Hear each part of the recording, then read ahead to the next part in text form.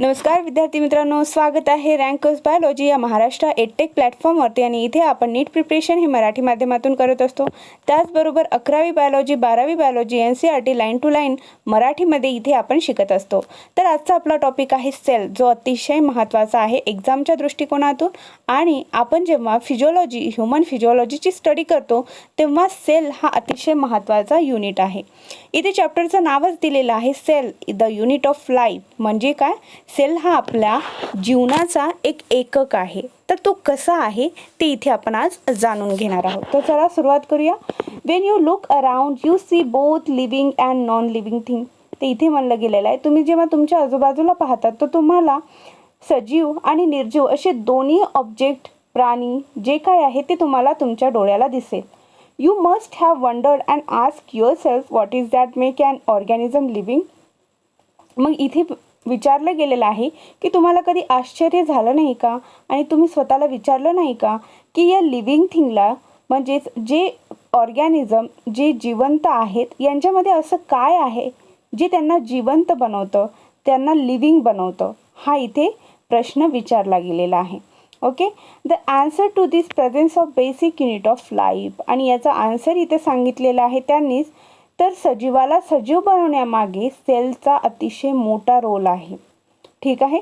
Sale हा all living ऑर्गॅनिझममध्ये basic unit म्हणून काम करत असतो आणि त्यामुळेच आपली बॉडी आपण लिव्हिंग आहोत. Okay, all organism are composed of cell. जे ऑर्गॅनिझम आहे, जे लिव्हिंग ऑर्गॅनिझम आहे ते प्रत्येक लिव्हिंग ऑर्गॅनिझम हा बनला कशापासून आहे तर सेलपासून बनलेला आहे. Some are composed of single cell and are called unicellular organism, while other like us composed of many cells are called the multicellular organism. तर इथं काय म्हटलं गेलेलं आहे की ऑर्गॅनिझम आहेत ते सेलपासूनच बनलेले आहेत, पण त्यामध्ये सुद्धा दोन टाईप आहेत. त्यामध्ये युनिसेल्युलर ऑर्गॅनिझम आणि मल्टीसेल्युलर ऑर्गॅनिझम असे दोन कॅटेगरी पडतात. आता युनी म्हणजे काय? युनी म्हणजे सिंगल. आपण युनी म्हणजे त्याचा अर्थ काय होतो? सिंगल. आणि सेल्युलर म्हणजे सेल. ज्या ऑर्गॅनिझमची बॉडी, जो ऑर्गॅनिझम सिंगल सेलने बनलेला आहे त्याला युनिसेल्युलर ऑर्गॅनिझम म्हणतात. आणि ज्या ऑर्गॅनिझमची बॉडी ही अनेक सेल्सपासून बनलेली असतात त्याला मल्टीसेल्युलर ऑर्गॅनिझम म्हणतात. तर तुम्हाला हा पॉईंट क्लिअर झाला असेल. तर इथे अजून आपल्याला डिटेलमध्ये सांगण्यासाठी व्हॉट इज अ सेल हा असा क्वेश्चन विचारलेला आहे आणि त्याचं एक्सप्लेनेशन त्यांनी खाली दिलेलं आहे. तर चला पाहूया. Unicellular organism are capable of independent existence and performing the essential function of life. तर इथे अतिशय महत्त्वाची गोष्ट आपल्याला सांगितलेली आहे की जो युनिसेल्युलर ऑर्गॅनिझम आहे, जरी त्याच्यामध्ये फक्त सिंगल सेलने तो बनलेला आहे, फक्त एकच सेल आहे आणि त्याची बॉडी ही एकाच सेलपासून बनलेली आहे, पण तो सेल कसा असतो? तो इंडिपेंडन्स असतो, स्वतंत्र असतो आणि तो स्वतःचे फंक्शन हे स्वतः करत असतो. ठीक आहे. Analysing less than a complete structure of cell does not ensure independent living. आणि इथे म्हणलं गेलेलं आहे की जो युनिसेल्युलर ऑर्गॅनिझम आहे ते स्वतःचं फंक्शन हे स्वतःच करतात आणि त्यांना ते इन्श्युअर करू शकत नाही की ते इंडिपेंडंट लिव्हिंग आहेत, कारण त्यांचं स्ट्रक्चर हे कम्प्लीट आहे की नाही आहे यावर त्यांचं हे इंडिपेंडन्सी डिपेंड असते. Cell is the fundamental structural and functional unit of all living organism. कारण तो सेल जर वेल डेव्हलप नसेल तर ती बॉडी, तो ऑर्गॅनिझम हा इंडिपेंडंट लिव्हिंग बिंग म्हणून ॲक्ट करत नाही. तो सेल एक जरी असला तर तो स्वतःमध्ये कंप्लीट असायला पाहिजे. तो स्वतःचे फंक्शन प्रॉपर पद्धतीने तो हँडल करायला हवे. तर त्याचमुळे हा सेल हे सगळ्या प्रकारचे काम करतो आणि म्हणूनच त्याला fundamental structural and functional unit of all living organism असं म्हणलं गेलेलं आहे. अँटोनी वॉन लिओनहुक यांनी फर्स्ट त्यांना सगळ्यात सुरुवातीला हा लिव्हिंग सेल दिसला होता. लिव्हिंग सेल सगळ्यात सुरुवातीला कुणाला दिसला तर अँटोन वॉन लिओनहुकने. तर हे नाव तुम्हाला लक्षात ठेवायचं आहे की लिव्हिंग सेल कुणाला दिसला जेव्हा असं क्वेश्चन विचारलं तर अँटन वॉन लिओनहुक यांना. Robert Brown later discovered the nucleus, आणि हे नंतरच्या गोष्टी आहेत. अगोदर सेलचा शोध लागला, मग त्या सेलला सेल ही कोणी म्हटलं गेले हे सुद्धा आपल्याला विचारलं जाऊ शकतं. तर ह्या सेलच्या नंतर त्यामध्ये काही ऑर्गेनेल्स आहेत का याची सुद्धा स्टडी झाली. आणि अशीच जेव्हा स्टडी होत गेली तेव्हा रॉबर्ट ब्राउन यांनी न्यूक्लियस डिस्कवर्ड केलं, जे प्रत्येक सेलच्या सेंटरमध्ये असतं. ठीक आहे. आणि हे न्यूक्लियस कोणी डिस्कवर्ड केलं तर रॉबर्ट ब्राउन यांनी. The invention of the microscope and its improvement leading to the electron microscope revealed all the structural detail of the cell. आणि इथे म्हणलं गेलेलं आहे जसं जसे इन्व्हेन्शन होत गेले, मायक्रोस्कोपचं जसं इन्व्हेन्शन झालं त्याच्यानंतर आपण अगदी सूक्ष्म ज्या गोष्टी आहेत ते मायक्रोस्कोपच्या अंडर ठेवून त्यांची स्टडी करण्यास समर्थ झालो होतो.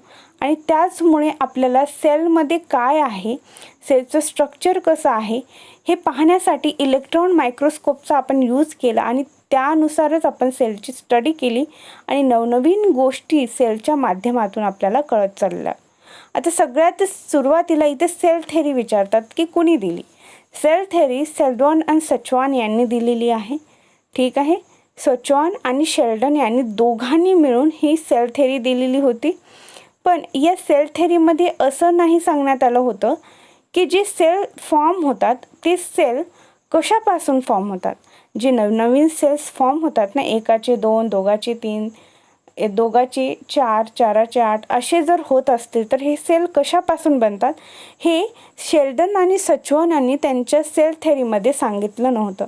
पण पुढे काय झालं, एक सायंटिस्ट आले विर्चॉनॉयचे, रुडॉल्फ विर्चॉनॉयचे 1855 आणि त्यांनी असं शोधलं की जे सेल डिवाइड होतात आणि नवीन सेल्स फॉर्म होतात ते कशापासून बनतात तर प्री एक्झिस्टिंग सेलपासून बनतात. जे सुरुवातीला सेल असतात ना त्याचं काहीतरी अंश कण असेल त्यापासून हे नवीन सेल्स बनतात. हे कुणी शोधलं, रुडॉल्फ विर्चॉ यांनी. हे तुम्हाला नाव लक्षात ठेवायचं आहे, रुडॉल्फ विर्चॉ.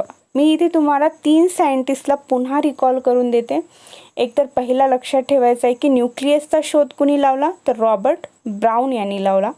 त्यानंतर सेलचा शोध कुणी लावला, सेल थेरी कुणी दिली तर लिव्हिंग सेल कुणी शोधला, कुणाला दिसलं तर अँटॉन वॉन लिओनहुक यांना लिव्हिंग सेल दिसला. त्यानंतर सेल थेरी कुणी दिली तर सचवान आणि शेल्डन यांनी दिली सेल थेरी. आणि इथे हे सांगितलेलं आहे की त्या सेल थेरीमध्ये त्यांनी हे सांगितलं नव्हतं की सेल कशापासून बनतं, जो नवीन सेल आपण म्हणत आहे ना बनत आहेत तर ते कशापासून बनत होतं हे त्यांनी एक्सप्लेन नव्हतं केलं. तर हे सांगितलं कुणी तर रुडॉल्फ विर्चॉ यांनी 1855 हे सांगितलं. ठीक आहे. तर अशा पद्धतीने हा सेल आहे. तर सेलबद्दलचे आणखीन आपण डिटेलमध्ये एक्सप्लेनेशन इथे पाहूया. An overview of a cell. आता सेलबद्दलचीच माहिती. You have earlier observed cells in an onion peel and human cheek cell under the microscope. यांनी इथे सांगितलेलं आहे की तुम्ही जेव्हा मायक्रोस्कोपमधून ओनियन पील म्हणजेच कांद्याचे टर्फल, त्यानंतर जे ह्युमन चीक आहे, जे मनुष्याचा गाल आहे, तो तुम्ही मायक्रोस्कोप खाली ठेवा आणि त्याची स्टडी करा, ज्यामध्ये तुम्हाला सेल हे एकदम प्रॉपरली दिसतील असं यांनी सांगितलेलं आहे. Let us recollect their structure. The onion cell which is typical plant cell has a distinct cell wall in a outer boundary. नक्कीच ह्युमनमध्ये जे सेल्स असतात त्याची सेल वॉल वेगळी असते आणि जे ॲनिमल्स राहतात, प्लांट असतात, त्यांची सेल वॉल वेगळी असते. एकतर मी तुम्हाला इथे नोट डाऊन करायला सांगू इच्छिते की सेल वॉल जी आहे ती फक्त प्लांट सेलला आहे, ॲनिमल सेलला सेल वॉल नाही आहे. तर हे तुम्हाला लक्षात ठेवायचं आहे. The cell of the human cheek have an outer membrane as the delimiting structure of the cell. Inside each cell is a dense membrane bound structure called the nucleus. आणि हा महत्त्वाचा पॉईंट आहे की सगळ्यात सेंटरला, सगळ्यात मध्ये एक डेन्स मेम्ब्रेन बाउंड स्ट्रक्चर आहे. डेन्स मेम्ब्रेन म्हणजे अशी घट्टसर, दाटसर अशी मेम्ब्रेन आहे आणि ती बाउंड आहे कशाच्या तरी भोवती आणि ती आहे न्यूक्लियस.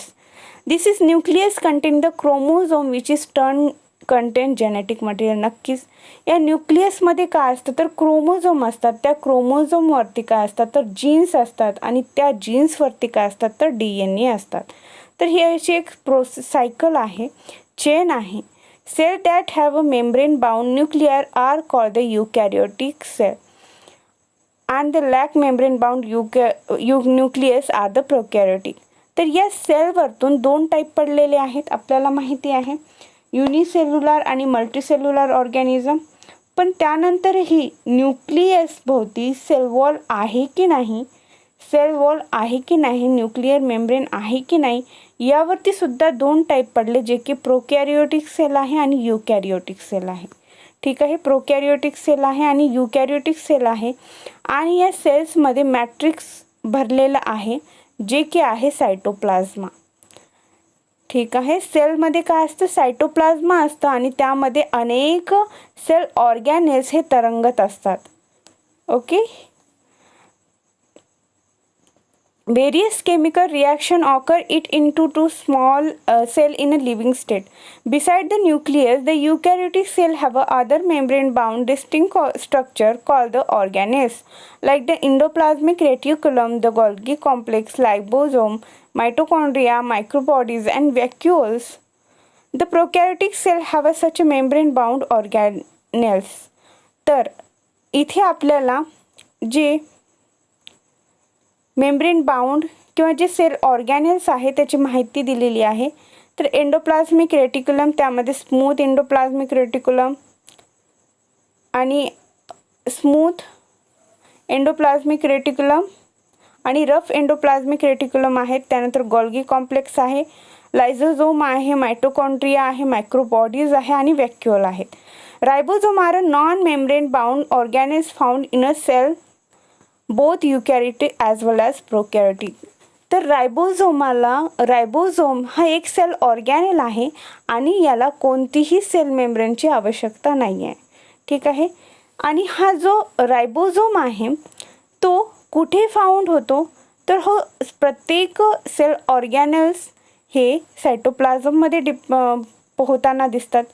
पण या रायबोझोमचं तसं नाही आहे. तर तो हे ribosome to organelles chloroplast and mitochondria of the endoplasmic reticulum, म्हणजे जे स्पेसिफिक साईट आहेत तिथंच तो जातो. कोण? हा सेल जातो. Animal cell contain another non-membrane bound organelle called the centrosome with its help in a cell division. तर सेल डिव्हिजनला कोण मदत करतं तर सेंट्रोझोम करतो. कोण मदत करतो तर सेंट्रोझोम मदत करतो. आणि याच सेंट्रोझोममुळे आपल्याला सेल डिव्हिजन आणि नंतर होणारा गवतांचा त्रास. Animal cell contain another non-membrane bound organelle called centrosome which is help in a cell division.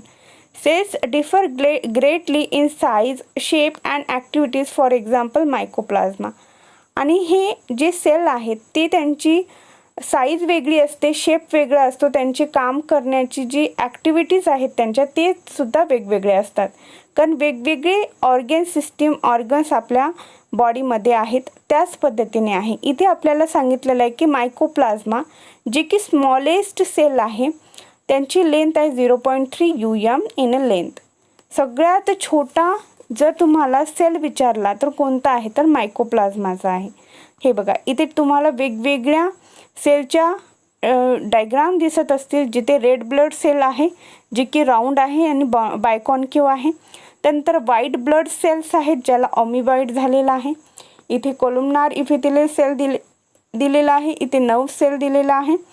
इथे tracheid elongated mesophyll cells round overall. तर इथे अशा प्रकारे दिलेले आहे. The largest isolated single cell in the egg of an ostrich. आणि सगळ्यात मोठा सिंगल सेल असलेला सेल कोणता तर ऑस्ट्रिचचं एग, शहामृगाची अंडी. Among multicellular organism human red blood cell are about 7.0 UM in a diameter. आणि हा जो रेड ब्लड सेल आहे याचे इथे डायमीटर दिलेलं आहे जे की आहे 7.0. Nerve cells are some of the longest cell. आणि जे नर्व सेल्स आहेत ते सगळ्यात लांब सेल म्हणून ओळखल्या जातात आणि ते कोण आहे नर्व सेल्स आहे. Cells also vary greatly in a shape. They may be disc-like, polygonal, columnar, cuboid, thread-like and even irregular. आणि जे सेल्स आहेत त्यांची साईज वेगळी असते, शेप वेगळा असतो, त्यांचं जे हॅबिच्युअल ॲक्टिव्हिटी आहेत त्या सगळ्या वेगळ्या असतात. The shape of the cell may vary with the function they perform. आणि त्यांच्या काम करण्याच्या वृत्तीवरून सेलमध्ये मॉडिफिकेशन होत असते. तर अशा पद्धतीने आपण आज इथे सेल पाहिलेला आहे, जो की अतिशय महत्त्वाचा युनिट आहे आपल्या बॉडीचा. Cell is the structural and functional unit of our body. काही डाऊट असतील तर कमेंट सेक्शनमध्ये नक्की विचारा. व्हिडिओ लेक्चर आवडले असल्यास लाईक करा, शेअर करा, सबस्क्राईब करा आणि अशाच नवनवीन व्हिडिओ लेक्चरसाठी बेल आयकॉन प्रेस करून ठेवा. Thank you so much.